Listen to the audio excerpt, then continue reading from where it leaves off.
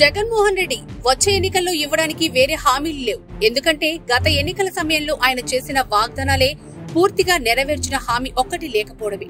ఇప్పుడు ఆయన మరో ఛాన్స్ ఇవ్వండి అంటూ ప్రజల ముందుకొచ్చే పరిస్థితి లేదు. దీంతో ఆయన గత 5 ఏళ్లలో హామీల అమలులో విఫలమయ్యాను.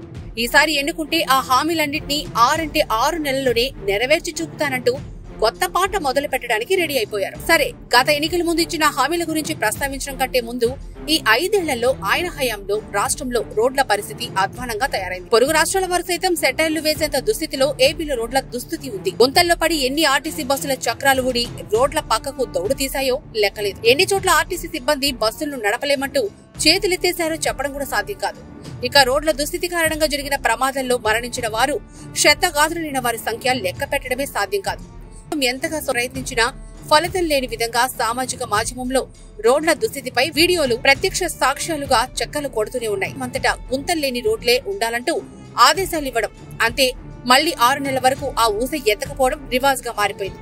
ఇక ఇప్పుడు రోడ్ల దుస్థితిపై ఎవరిని మభ్యపెట్టడానికి వీల్లేని పరిస్థితి వచ్చేసింది. వచ్చే ఎన్నికలకు షెడ్యూల్ విడుదలయ్యే సమయం ఆసనమైపోయింది. ఆ తర్వాత సమీక్షలు చేయడానికి వీలుండదు. ఇప్పటికిప్పుడు సమీక్షలు పెట్టుకుని రోడ్లు బాగు చేస్తామనో చెప్పినా జనం నమ్మేందుకు సిద్ధంగా లేరు. దీంతో జగన్ వాస్తవాన్ని అంగీకరించక తప్పని పరిస్థితి ఏర్పడింది. అందుకే ఈసారి విఫలమయ్యాను, కానీ మరో ఛాన్స్ ఇచ్చి చూడండి, 6 నెలల్లోని గుంతల్లేని నున్నటి రోడ్లు నిర్మించి చూపిస్తానంటూ జనాన్ని నమ్మించేయడానికి రెడీ అయిపోయారు. అలా చెబితే నమ్ముతారన్న వెర్రి నమ్మకం ఆయనలో ఎక్కడి నుంచి వచ్చిందో అని పరిశీలకులు సైతం విస్మయానికి వ్యక్తం చేస్తున్నారు. ఈసారి నున్నటి రోడ్లు అంశాన్ని మేనిఫెస్టోలో పెడతానని చెప్తున్నారు. అసలు మేనిఫెస్టోలో పెట్టిన అంశాలకే ఈ 5 నెలల్లో దిక్కు దివాణం లేదని, అటువంటిది వచ్చే ఎన్నికల్లో రోడ్లను అద్దంలా చేస్తానంటే మేనిఫెస్టోలో పెట్టినంత మాత్రాన జనం ఎలా నమ్ముతారని పరిశీలకులు అంటున్నారు.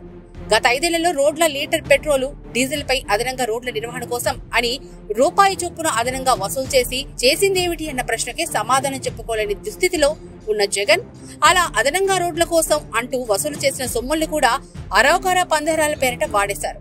అలాగే నిబంధనలు తొంగలో తొక్కి తీసుకొచ్చిన కోట్ల రూపాయలు చెత్త నుంచి మొదలుపెట్టి అయినదానికి కానిదానికి కూడా వసూలు చేసిన పన్నులు, ఇలా అసలు రాష్ట్ర ప్రభుత్వం వసూలు చేస్తున్న సొమ్ముకు, తీసుకొచ్చిన అప్పులకు లెక్కాపత్రం లేకుండా చేసిన జగన్ సర్కార్ ఇప్పుడు వచ్చే ఎన్నికల్లో గెలిస్తే రోడ్లను మరమ్మతు చేయిస్తానంటూ చెప్పడంపై నెటిజన్లు సెటైర్లు గుప్పిస్తున్నారు.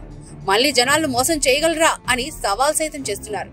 రోడ్ల పేరు చెప్పి బ్యాంకులు, అంతర్జాతీయ సంస్థల నుంచి దొరికినంత అప్పు చేసి ఆ సొమ్ములను దారి మళ్లించేశారు. దీంతో మరోసారి రోడ్ల పేరు చెప్తే పైసా అప్పు కూడా పుట్టే అవకాశం ఈసుమంతైనా లేదు.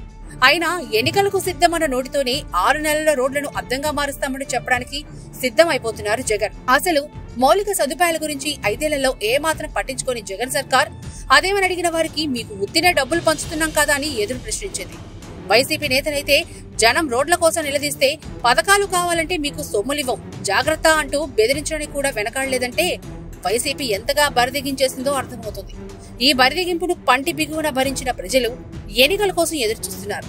ఎన్నికల్లోగా జగన్ 6 నెలల్లో రోడ్లు వంటి ఎన్ని హామీలిచ్చినా నమ్మేందుకు సిద్ధంగా లేరు.